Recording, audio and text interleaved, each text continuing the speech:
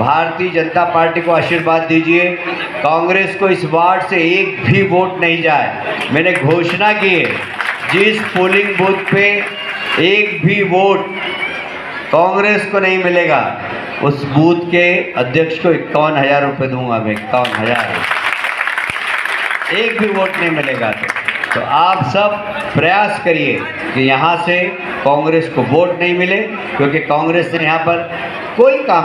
नमस्कार, स्वागत है आपका अजीत अंजुम जी के YouTube चैनल पर। मैं हूं अशोक वानखेड़े। अभी अभी आपने जो वीडियो देखा, उससे आपको लग रहा होगा कि दिवाली का फेस्टिव सीजन चल रहा है, ऑफर पे ऑफर आ रहे हैं, क्योंकि नवरात्र नजदीक आते से ही गणपति के बाद मार्केट में दिवाली को मद्देनजर रखते हुए कारपोरेट सेक्टर, कंज्यूमर सेक्टर, गाड़ियां ऑफर पे ऑफर देते हैं। ऐसा ही कुछ ऑफर आज कैलाश विजयवर्गीय के मुंह से आपने सुना। कैलाश विजयवर्गीय कह रहे हैं कि इस वार्ड से एक भी वोट कांग्रेस का डलना नहीं चाहिए।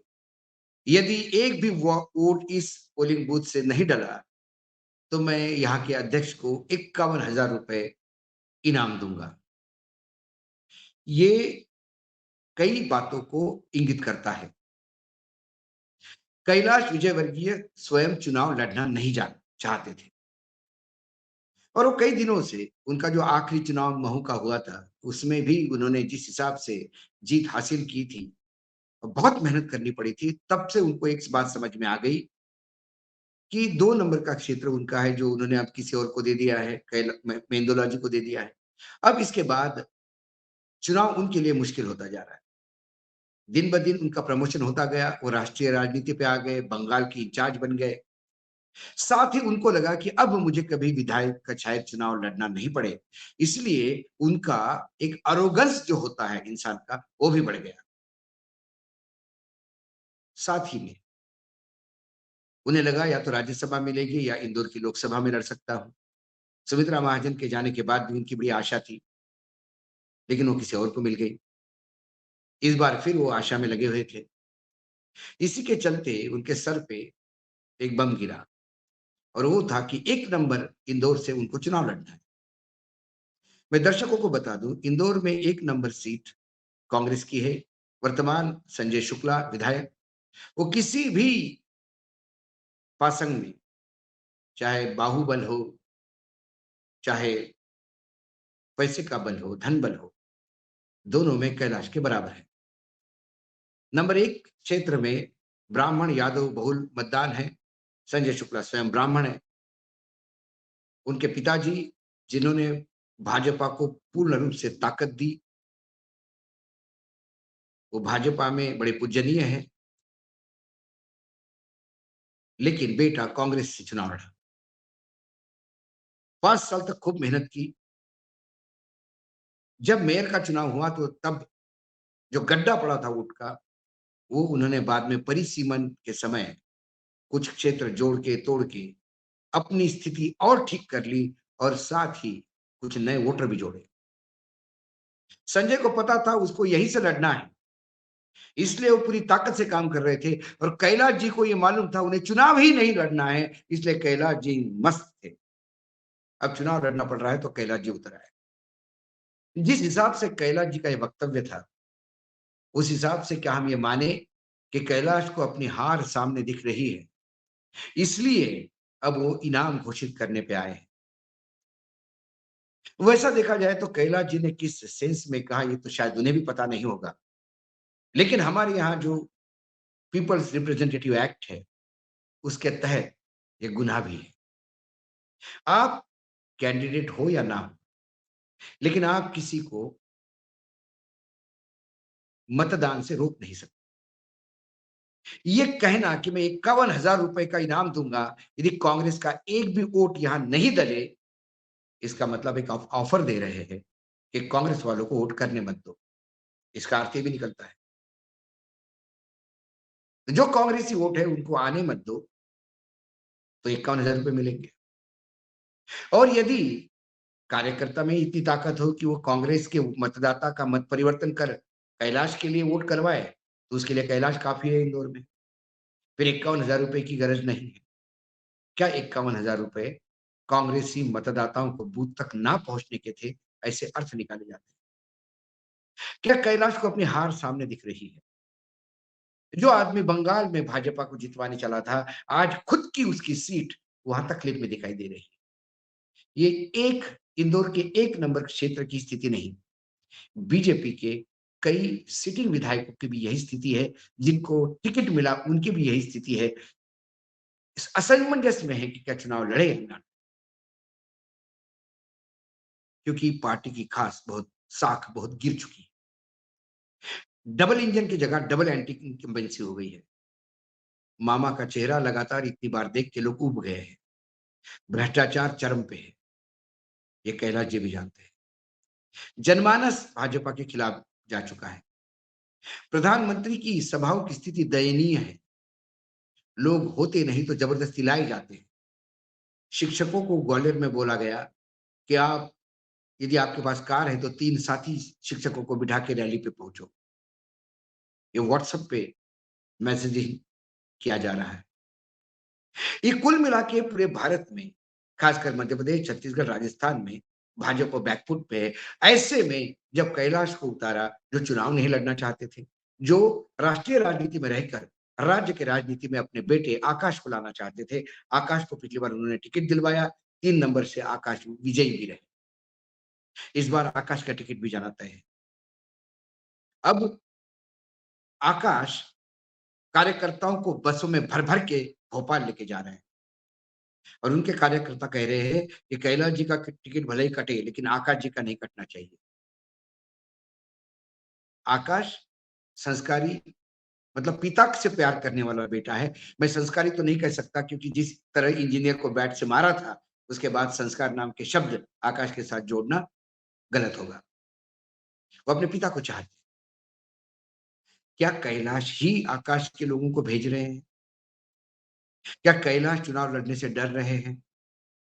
क्या कैलाश को अपनी हार दिख रही है? और कैलाश को ये चुनाव हारना मतलब उसके राजनीतिक संन्यास लेने का समय आ गया। ना बेटी को एस्टेब्लिश कर पाए और खुद का राजनीतिक करियर समाप्त। क्या कैलाश को दिल्ली वाले निपटाना चाहते हैं? ऐसे असंख्य सवाल आज इंदौर में घूम रहे हैं, मध्य प्रदेश में घूम रहे हैं। तोमर साहब चुनाव लड़ रहे हैं, लेकिन उन्हें पता नहीं कैसे लड़ा जाए, क्योंकि उन्होंने कभी नहीं सोचा था कि मुझे एक लोकसभा के कॉन्स्टिट्यूएंसी के विधानसभा से लड़ना पड़ेगा। एक प्रहलाद पटेल छोड़ा तो बाकी सब अनकंफर्टेबल पोजीशन पे हैं। कैलाश के साथ दुविधा ये है कि पुराने घाटी बीजेपी के जो नेता है, सत्यनारायण सत्तन जैसे, वो उनके विरोध में हैं, कैलाश जी जानते हैं। कैलाश जी कई बार गए उनके दरबार में, लेकिन अब जो बूंद से जाती है वो हौद से नहीं आती। जो अपमानित पहले सत्तन हो गए हैं, अब वो अपना सम्मान क्या कैलाश को हरा के लेंगे? दूसरे जो पिछली बार के उम्मीदवार थे, वहाँ पे सुदर्शन गुप्ता, वो कैलाश जी के साथ घूम रहे हैं। लेकिन सुदर्शन गुप्ता के कुछ लोग ये बता रहे हैं कि सुदर्शन गुप्ता को पिछले चुनाव में जो हार मिली, उसमें क्या कैलाश का भी एक गुप्त समझौता था संजय शुक्ला के साथ? तो क्या गुप्ता इस बार बदला लेंगे? यादव ब्राह्मण वोटों में कैलाश कैसी सेंध लगाएंगे? ये जो पूरा मध्य प्रदेश में परिदृश्य दिख रहा है, मैं कैलाश विजयवर्गीय का एक सैंपल केस आपके सामने रख रहा हूं। यदि भारतीय जनता पार्टी का general secretary all India, Akhil Bharatiya general secretary, जो अमित शाह के नजदीक माने जाते हैं, जो बंगाल हरियाणा जैसी जगह पे चुनाव लड़वाने जाते थे, मध्य प्रदेश में भी मालवा निमाड़ में एक अच्छी ताकत रखते हैं और वहां चुनाव जितवाने में मदद करते हैं, वो स्वयं कह चुके हैं। मैं तो सोच रहा था कि दिन में 5 हेलीकॉप्टर से सभाएं करूंगा और एक गाड़ी से करूंगा। जाना, बोलना और निकलना है। मुझे नहीं पता था कि अब मुझे भी हाथ जोड़ के घूमना पड़ेगा। कैलाश जी को स्वयं के लिए इंदौर में हाथ जोड़ना बहुत दुखदाई लग रहा है। ये स्थिति कैलाश विजयवर्गीय की है तो बाकी नेताओं की क्या होगी, आप समझ सकते हैं। अब ये जो 51,000 रुपए का उनका जो स्टेटमेंट है, क्योंकि कैलाश उम्मीदवार घोषित हो चुके हैं, पार्टी ने उनका नाम घोषित कर दिया है। क्या ये उस पीपल्स रिप्रेजेंटेटिव एक्ट का वायलेशन है? क्या इलेक्शन कमीशन में कंप्लेंट गई तो उस पे एक्शन होगी? क्या कैलाश का चुनाव रोका भी जा सकता है? क्योंकि कैलाश प्रलोभन दे रहे, वोट खरीदना और दूसरे को वोट न डलने देना, ये दोनों ही गुनाह है। और उसके लिए पैसे देना इंदौर के भाषा में घनघोर गुनाह है। क्या कैलाश इस गुनाह के चक्र में अटक गए? 51,000 रुपए कांग्रेस का वोट ना डले तो इस बूथ पे यदि कांग्रेस को एक भी वोट नहीं डलता तो मैं 51,000 रुपए दूंगा। इसका मतलब जिसको 51,000 रुपए लेना है उसको क्या करना होगा? कांग्रेसियों को वोट डालने से रोकना होगा। एक नंबर में ये बहुत दूर की कौड़ी लगती है। कैलाश जी ने यूं ही बोल दिया, लेकिन कहीं ना कहीं कैलाश जी इस कानून के फेरे में अटक गए। कैलाश जी का ये बोलना, ये उनकी हताशा दिखती है कि अब उन्हें प्राइजेस घोषित करने पड़ रहे हैं। ऐसा करोगे तो 51 दूंगा, ऐसा करोगे तो इतना दूंगा, क्योंकि लोग करते हुए नजर नहीं आ रहे। कार्यकर्ताओं की अवहेलना यदि पूरी 5 साल हुई तो फिर कार्यकर्ता ऐसे समय पे आईना दिखाने में सबसे आगे होते हैं। इंदौर का कार्यकर्ता थोड़ा वोकल भी है। इसलिए मध्य प्रदेश में बीजेपी का क्या होने जा रहा है, इसका एक सैंपल कैलाश विजयवर्गीय के इस वक्तव्य से सामने आ रहा है। ऐसे ही वक्तव्य आपको राजस्थान में भी होते हुए दिखाई देंगे। राजस्थान में हाल ही में जयपुर के पास संगनेर में एक बीजेपी के राज्यसभा सांसद, धर्म सांसद बोल रहे थे, सनातन धर्म संसद में बोल रहे थे उस, और वहां पर वो जो हिंदू का हित नहीं देखेगा, इस देश पे वही राज करेगा जो हिंदू का हित देखेगा। एक खुलेआम बात कर रहे हैं। उन्होंने हिंदू के विरोध में, यानी खासकर सनातन धर्म के विरोध में बोलने वाले को राक्षस, रावण, कौरव, पाकिस्तानी, ऐसे सब बाकायदा ऐसा कहा है, इन संबोधन किया है इससे। सुप्रीम कोर्ट ने हेट स्पीच पर लगाम कसने के लिए सभी राज्य सरकारों को निर्देश दिए, लेकिन सुप्रीम कोर्ट के इस निर्देशों की तरफ हंसते हुए वो सांसद महोदय कहते हैं, यहाँ पुलिस भी है, सीआईडी भी है, यदि मेरे कार्यकर्ताओं की तरफ टेढ़ी नजर से देखोगे तो तुम्हारी भुएं जो है आंखों के ऊपर की उखाड़ के फेंक दूंगा। ये धमकी भी प्रशासन को देते हैं। सनातन धर्म पे विरोध में कौन है? वो लगातार इंडिया गठबंधन को सनातन धर्म के विरोधी कहते हैं, क्योंकि इंडिया गठबंधन में एक डीएमके, द्रविड़ मुन्नेत्र कझगम, जो तमिलनाडु की पार्टी है, वो जो लगातार सनातन धर्म के खिलाफ बोलती है। डीएमके का जन्म है पेरियार के सनातन धर्म विरोधी विचारधारा से हो। उनके अनुसार जिस धर्म में पिछड़ों को, दलितों की अवहेलना होती होगी, वो धर्म किस काम का? इसीलिए वो सनातन धर्म को गाली देते हैं। सनातन धर्म के खिलाफ लगातार बाबा साहेब आंबेडकर ने भी बोला है और लिखा है। सनातन धर्म के खिलाफ जो बाबा साहेब आंबेडकर ने लिखा और बोला, उसे महात्मा गांधी ने अपने अखबार में छापा भी है। महात्मा जी के भी विचार वही थे।